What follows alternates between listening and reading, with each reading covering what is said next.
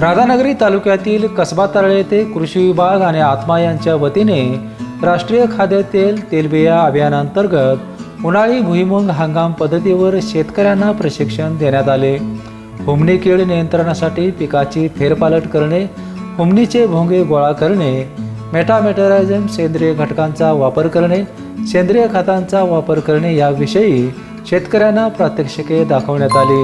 भविष्यामध्ये पावसाळा आल्यानंतर आपल्याला शेतामध्ये हुमणीचं प्रमाण वाढणार आहे, तर त्यासाठी आपल्याला इथं आपण जे प्रात्यक्षिक घेतलं की जे आपल्याला भरणी केलेले क्षेत्र आहे किंवा खोडो आहे, वापशावर आपल्याला पाडेगाव पारीच्या साहाय्यानं तिरकस नाळं मारून पंपाला 100 ग्रॅम मेटारायझम टाकून नोजल काढून जिथं नाळं मारलं आहे तिथं आपण जर आळवणी केली तर हुमणीचं प्रमाण हे पुढच्या वर्षी किंवा आपल्याला पावसाळ्यात जे होणार आहे ते कमी प्रमाणात होतं।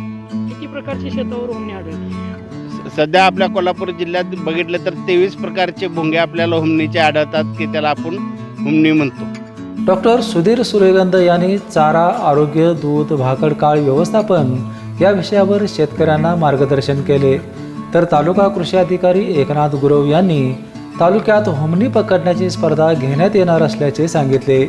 यावेळी आत्माचे संचालक संतोष पाटील, संग्राम पाटील, मंडळ कृषी अधिकारी अनिल भोपळे, देबी आदमापुरे, सातपा पाटील, विमल पाटील, सुनील कांबळे आदी कृषी अधिकाऱ्यांसोबत शेतकरी उपस्थित होते। बेपेनसाठी राधानगरीहून उत्तम पाटील।